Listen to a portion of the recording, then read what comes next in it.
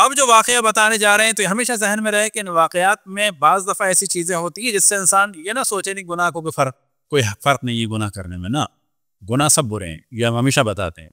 اور جو دیندار ہیں ان کو ہم ہمیشہ توجہ دلاتے ہیں کہ ہمارے گناہ جو سور کا گوشت کھانا اور شراب پینا، لہٰذا جتنے بھی نمازی اور شراب پینے والے اور سور کا گوشت جو نہیں کھاتے ان میں ایک تکبر آ جاتا ہے کہ ہم بڑے اچھے ہیں، یعنی واقعاً ہم بہت اچھے ہیں کیونکہ شراب نہیں پیتے، سور کا گوشت نہیں کھاتے، صرف یہی کوالٹی ہے ہم میں. یعنی واقعاً مسلمان میں تو یہی ہے. بقول مرزا غالب جب انگریزوں نے سوال کیا کہ آپ مسلمان ہیں، ہندوؤں کا آدھا ہاں مسلمان ہونے کی علامت ہے کہ گائے کا گوشت کھاتا ہوں، تو کیا مسلمان ہونے کے لیے اچھا یہ یاد رکھیں دینداروں کا یہ پرابلم ہے. دیندار سے مراد ہر آدمی اپنے آپ کو دیندار سمجھ رہا ہوتا ہے اور وہ سوچتا ہے میں بہت اچھا ہوں، اس میں اچھائی کیا ہے، میں سور گوشت نہیں. لیکن میں ہمیشہ توجہ دلاتا ہوں گناہ سارے برے ہیں، سارے گناہ برے ہیں کہ خدا ہمیں گناہوں سے بچنے کی توفیق عطا فرمائے. لیکن ہم نہیں کہہ رہے کہ گناہ کو کم سمجھیں، لیکن یہ جاننا چاہیے زیادہ برا گناہ کون ہے. ابو حنیفہ قیاس فرماتے تھے، آپ نے سنا ہوگا قیاس سے ابو حنیفہ. تو امام نے ایک دفعہ تنبیہ کی کہ تم قیاس کرتے ہو، یہ بتاؤ عقل مند کون ہے؟ کہا جو اچھے برے میں تمیز کرے. امام نے فرمایا تو جانور بھی کرتے ہیں. امام نے فرمایا عقل مند وہ ہے جو دو اچھوں کے درمیان فرق کرے کہ زیادہ اچھا کیا ہے، جو دو بروں کے درمیان فیصلہ کرے کہ زیادہ برا کیا ہے. تو یہاں پر میں ہمیشہ ایک سوال میں کوشش کرتا ہوں، وجہ کیا ہے؟ بہت سارے آپ کو لوگ ایسے ملیں گے جو نمازی ہیں، سور کا گوشت نہیں کھاتے، شراب نہیں پیتے، لیکن ظالم. وجہ کیا ہے؟ کہ ظلم ان کو اتنا برا نہیں لگتا. ان کو بچپن سے کہا گیا سور کا گوشت، سور کا گوشت، سور کا، شراب شراب شراب. ظلم انہوں نے خاندان میں اپنے اقربا میں لوگوں میں دیکھا ہے. لیکن یاد رکھیں آیا وہ شخص کے جو لوگوں سے محبت کرتا ہو، شراب پیتا ہو اور سور کھاتا ہو، اور وہ نمازی جو لوگوں پر ظلم کرتا ہو، بدتمیزی کرتا ہو، کون زیادہ برا ہے؟ یہ دیندار دھوکہ نہ کھائے. یاد رکھیں شرابی اور سور کا گوشت کھانے والا جو لوگوں کے ساتھ احسان کرتا ہے، لوگوں کو تنگ نہیں کرتا، محبت سے بات کرتا ہے، وہ بہتر ہے اس نمازی سے کہ جو سور کا گوشت نہیں کھاتا، شراب نہیں پیتا اور لوگوں کو اذیت دیتا ہے اور بدتمیزیاں کرتا ہے. ماہ رمضان میں عمرے پہ بھی جاتا ہے، پہلے لوگوں کا پورے ساتھ بہنوں کا حق کھاتا ہے، رشتہ داروں کا حق کھاتا ہے. یہ ہمارے لوگ نہیں سمجھتے. مثلا ابھی سوال کیا جائے ایک آدمی شراب پیتا ہے، کسی کا حق نہیں کھاتا. ہم شراب پیتے ہوئے تعریف نہیں کر رہے ہیں، بدترین گناہ ہے، بچنا چاہیے. اور اللہ کی رحمت اور توبہ کی امید پر گناہ نہیں کرنے. لیکن سوال یہ پیدا ہوتا ہے ایک آدمی شراب پیتا ہے اور کسی کا اس نے حق نہیں مارا ہے. ایک آدمی نمازی ہے، حاجی ہے، زیارتیں بھی کرتا ہے اور بہنوں کا حق مار کے بیٹھا ہے پراپرٹی میں سے، کون زیادہ برا؟ ابھی بہتر ہے اس نمازی سے. اور آپ کو ہمارے معاشرے میں بہت سارے ایسے لوگ ملیں گے، اس وقت آپ کو امریکہ کینیڈا میں ملیں گے، جنہوں نے اپنے گھروں پر، باپ کے گھروں پر قبضہ کیا ہوا ہے، دوسروں کو بٹھایا ہوا ہے، بہن کو ان کا حق نہیں دیتے.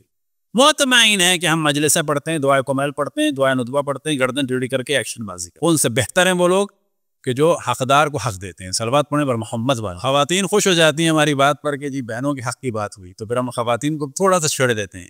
یہ جو بہنوں کی حق کی بات ہو رہی ہے نا، تو خواتین خوش ہو جاتی ہیں، لیکن خواتین اس وقت قابل تعریف ہوں گی کہ اپنا حق تو ان کو مل جائے گا ہماری بات سے، لیکن وہ اپنی شوہر کی بہن کا بھی حق دلوا دیں. شوہر ہماری بات کی عام طور پہ خواتین تعریف کرتی ہیں، مولانا بہت بیٹیوں کے حق کی بات کرتے ہیں. ہاں اپنے سسر کی بیٹی کا بھی حق دلاؤ. سب کی بیٹیوں کا حق دلانے کی بات کر رہے ہیں، ریگارڈ لیس کوئی بھی ہو.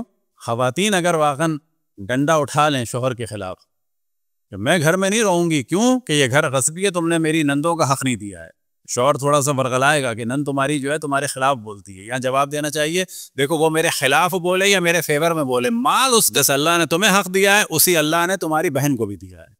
تو یہ ذہن میں رکھیں کہ ہم لوگ جو ہیں، ہم لوگوں کی ایسی تربیت ہوئی ہے کہ مثلا کتا، سور، مثلا ادھر بدلو، باقی مارو پیٹو، حق کھاؤ، گھر برباد کرو، لوگوں کی زندگیاں برباد کرو آن لائن کے لیے، ہم سب جنت میں جائیں گے.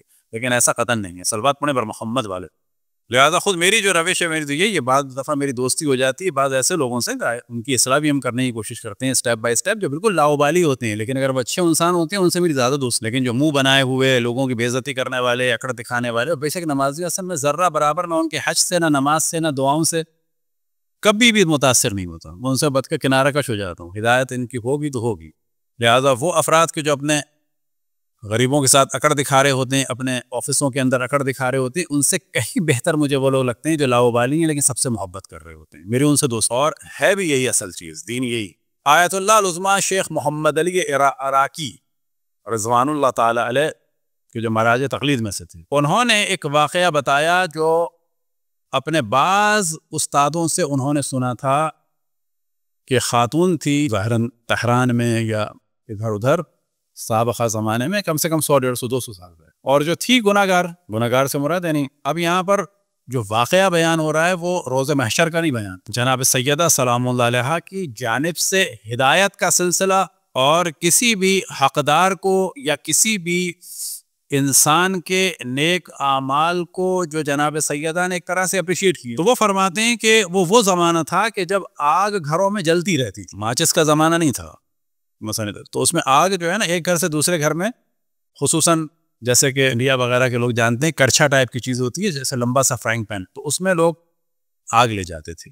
ادھر سے مانگے، آپ پڑوسی کے جائیں کہ ہمارے یہاں آگ بجھ گئی ہے دے دیں، تو وہ دے دیں گے، وہ ہم لا کے اپنے گھر میں آگ لگا. تو ایک جگہ مجلس ہو رہی، تو برابر والے جو ہے وہ آگ لینے کے لیے آئے، اور اس خاتون نے فوراً جو ہے، جبکہ وہ سستی کر سکتی تھی، اس نے فوراً جو ہے صرف دل میں یہ تھا کہ نہیں مجھے فوراً آگ دینی چاہیے کیونکہ امام حسین کی مجلس ہے اور یہ تبرک گرم ہو جائے گی. تو اس نے بڑی پھرتی دکھائی اور جہاں وہ آگ تھی وہاں جا کے اس نے آگ نکالنا چاہی، تو آگ جو ہے اس میں اتنا دم نہیں تھا، تو اس نے بڑی تیزی سے جو ہے نا وہ منہ قریب لے جا کر اس پر پھونکنا شروع کیا کہ جلدی سے یہ اتنی ہو جائے کہ جو یہاں پہ بھی باقی بچے اور وہاں جانے کے بھی قابل ہو ورنہ بجھ جائے گی. اور اس دوران جو ہے اس پہ گرد بھی اڑ کے آئی اور شعلے بھی اڑ کے آئے، لیکن اس کو بس ایک ہم و غم تھا کہ امام حسین کی مجلس میں یہ تبرک جو ہے کسی طریقے سے گرم ہو جائے، کوئی فکر نہیں تھی اس کو. اور اس نے پھونک مارنا شروع کی یہاں تک کہ وہ آگ گرم ہو گئی، اور گرم ہونے کے بعد یعنی شعلہ بھڑک گیا اور وہ اس قابل تھی کہ ابھی تھوڑی دور جا سکے. اور پھر اس کے بعد جو ہے وہ قصہ ختم ہو گیا. رات کو اس نے خواب میں دیکھا کہ روز محشر ہے. اب اصل روز محشر نہیں، یہ خواب میں اس کے روز محشر ہے اور اسے جہنم کی جانب لے جائے. اور ایک دم سے جو ہے وہ محشر میں کھلبلی سی ہوئی کہ جناب سیدہ آ رہی ہیں، اور انہوں نے ایک دم سے جو ہے ملائکہ کو اشارہ کیا کہ اس کو چھوڑ دو. اور ملائکہ نے کہا کہ یہ گناہ گار عورت ہے کہ ہوا کرے، لیکن اس کا مجھ پر احسان ہے، میرے حسین پر احسان، یعنی شفاعت کے لیے وہ آگے بڑھ گئی. یہ خاتون ایک دم سے گھبرا کے اٹھی. اب یہ دیکھیں کہ اس نے امام حسین کے لیے ایک قدم آگے بڑھایا تو جناب سیدہ نے اس کی رہنمائی. دیکھو اگر تم ایک قدم میرے حسین کے لیے آگے بڑھی ہو تو روز محشر میں تمہیں چھوڑوں گی نہیں، یعنی اگر تم 100 قدم آگے بڑھ جاؤ تو پھر تو کمال ہی ہو جائے گا. اس خاتون نے اسی لہجے کے یا بی بی، کیونکہ ہوتا یہ ہے کہ گناہ گار انسان بعض دفعہ نا امید ہو جاتا ہے، اور جو سو کالڈ دیندار لوگ ہوتے ہیں یہ بھی نا امید کرنے میں بڑا پارٹ پلے کرتے ہیں. جبکہ مومن کی علامت یہ ہے کہ کسی بھی شخص کو اللہ سبحانہ و تعالیٰ کی رحمت سے مایوس نہ.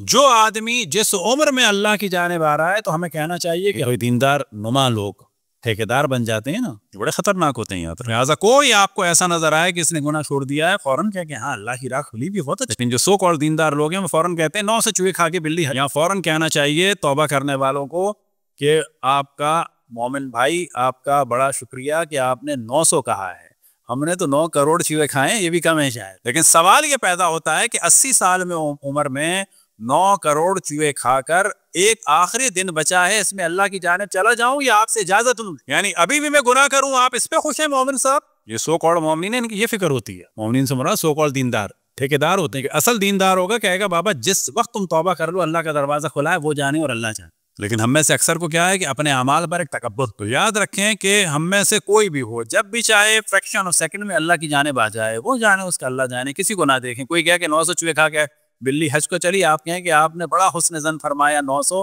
ہم تو 9 کروڑ اور شاید پتہ نہیں شاید 10 کروڑ، آپ نے بہت اچھا کیا کہ 900 کر. وینٹیلیٹر پر انسان پڑا ہے، آخر میں توبہ کر لے، بہتر ہے کہ اس دن بھی آپ یہ چاہ رہے ہیں کہ نہ کرے. شخص جو ہے وہ فرض کریں جی ایک روزہ رکھ لیتا ہے، ڈیل نہیں ہے وہ 21 رمضان کے روزے والا، کیونکہ روزے پورے ماہ رمضان کے ہیں، لیکن آخر ایک دن رکھ لیتا ہے. اس کو تدریجاً ہمیں لانا چاہیے کہ ایک کے بعد 29 اور رکھ لو، کیونکہ جس کے احترام میں تم ایک رکھ رہے ہو وہ تم سے ایک روزے سے راضی نہیں ہے، وہ پورے 30 روزے چاہتا ہے. اس خاتون کے بارے میں آیت اللہ العظمیٰ راکی فرماتے ہیں کہ پھر اس نے توبہ کی اور اس کے بعد یہ ذکر اہل بیت فرماتے، مجالس پڑھتی تھی، دعاؤں کی محفلیں منعقد کرتی تھی. بالکل اس کی زندگی بدل گئی تھی. صرف کس وجہ سے؟ کیونکہ جناب سیدہ رحمت للعالمین کی صاحبزاد، وہ بھی خود سب کے لیے رحمت، اور انہوں نے اس ذریعے سے بتا دیا کہ اگر تم ایک قدم آگے بڑھو گے ہماری جانب تو تمہارے لیے ہم راہوں کو کھول دیں گے. صلوات پڑھیں بر محمد و آل محمد.